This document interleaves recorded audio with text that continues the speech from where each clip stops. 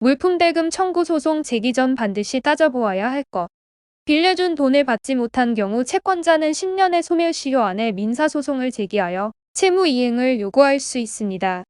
그런데 물품에 대한 대금을 지급받지 못한 경우라면 일반적인 채권과 달리 3년의 소멸시효 안에 물품대금 청구 소송을 제기하여야 하므로 사안이 보다 시급합니다.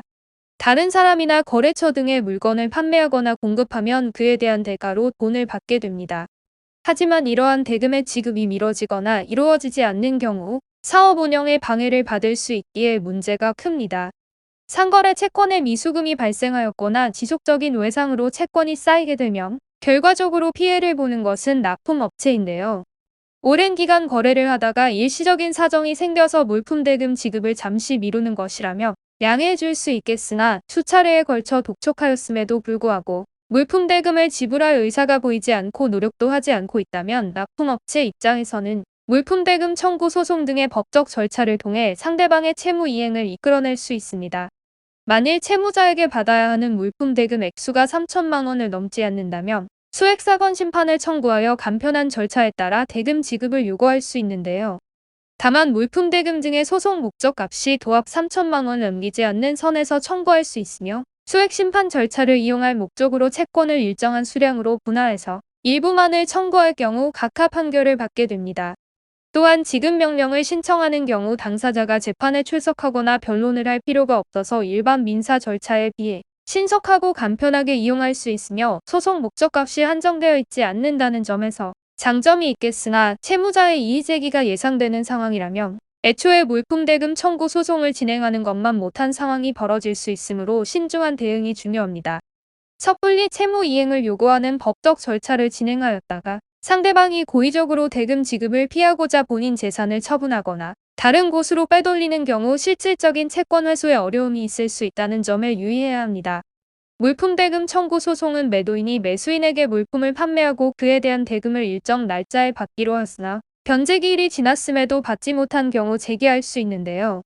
따라서 채권자는 물품 대금 청구 소송을 제기하면서 또는 그 이전에 강제 집행에 대비하여 채권 보전 절차를 진행하는 것이 필요할 수 있습니다.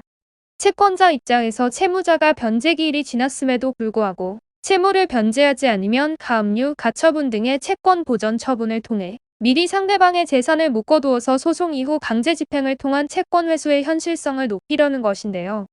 거래처의 신용에만 의존하여 대금 지급을 차일피일 미루는 상대방에게 계속해서 외상을 해주다가 결국 거래처가 파산한 이후에야 상황의 심각성을 인지하고 물품 대금 회수를 시도하는 경우가 있습니다.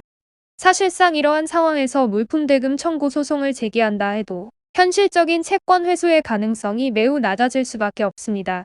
특히 물품 대금 청구 소송은 3년의 기간 안에 제기하여야 하므로 거래하는 업체에서 대금 지급을 지속적으로 미루고 경영 상태가 좋지 않은 것이 감지되는 상황이라면 더 늦기 전에 신속히 증거 자료를 확보하여 법적 절차에 돌입하는 것이 유리합니다.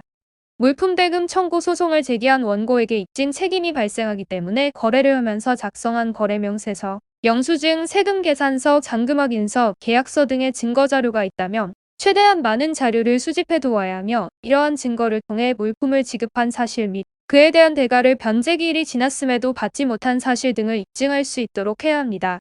다만 섣불리 물품 대금 청구 소송을 제기하였다가 소장을 받은 채무자가 재산을 빼돌리거나 처분하여 추후 강제 집행할 재산이 없는 상황이 될 위험이 있으니 본안 소송 전에 가압류 가처분 등의 신청을 진행하여 채무자의 재산을 미리 묶어둘 수 있도록 하는 것이 좋습니다. 한편 채무자에게 편취의 의사가 인정되는 경우는 신속히 사기죄 형사고소를 진행할 필요가 있으며 물품 대금 청구 소송뿐 아니라 불법행위 손해배상 청구 등을 고려해 볼 수 있습니다. 사기죄는 사람을 기망하여 재물의 교부를 받거나 재산상 이익을 취득한 경우 성립하는 범죄로서 혐의가 인정되면 10년 이하의 징역이나 2천만 원 이하의 벌금형에 처할 수 있고 미수범도 처벌됩니다. 물품의 거래 관계에 있어 대금의 지급이 약속한 날짜에 이루어지지 않았다고 하여 무조건적으로 사기죄가 성립하는 것은 아니지만 거래 당시 대금의 지급 능력 또는 의사 자체가 없는 상태에서 계약을 체결하고 물품의 공급을 받은 경우라면 형법상 사기죄가 성립하여 형사고소를 진행할 수 있습니다. 또한 대금의 지급이 지연되고 있는 상태에서 또다시 채권자를 속여 변제기의 유예를 받은 경우는 별도의 사기죄가 성립할 여지도 있습니다. 다만 정확한 판단을 위해서는 거래 전후의 구체적인 정황에 대한 종합적인 검토가 필요하며 변호사와 상담을 통해 정교한 사건 진행 방향 및 대응 방안을 마련해 보시길 바랍니다. 물품 대금 청구 소송 및 강제 집행 절차를 통해 지급되지 않은 대금을 돌려받을 수 있습니다. 다만 비교적 단기간인 소멸시효에 대한 확인 및 승소를 위한 증거 자료의 확보와 제출, 현실적인 채권 회수를 위한 채권 보전 절차 및 강제 집행 등의 법적 절차를 적시에 적절히 활용할 수 있으려면 관련 사건의 전문성 있는 변호사의 조력이 필수입니다. 특히 사기죄에 해당하는 사안이라면 고소를 통해 형사처벌을 구할 수 있고 가해자의 양형에 유리하기 때문에 합의를 할 때 채무액에 상당하는 합의금을 요구하여 받을 수 있으며 민사상 물품대금 청구 소송 내지 불법행위 손해배상 청구 소송을 제기할 때 원고에게 유리한 자료가 된다는 점에서 전문 변호사와 상담하여 형사사건으로 진행하는 것을 고려할 필요가 있습니다. 법률사무소 AL에서는 물품대금 청구 소송의 전문 변호사가 24시간 카카오톡 무료 법률 상담을 진행하여 전문적인 도움이 필요하신 분들께 신속히 답변해 드리고 있습니다. 소멸시효 도과 전 확실한 증거 확보와 민형사상 적절한 방향에 따른 대응을 펼치기 위해서는 망설이는 시간도 아까울 수밖에 없습니다. 언제든지 문의 주셔서 도움 받아보시길 바랍니다.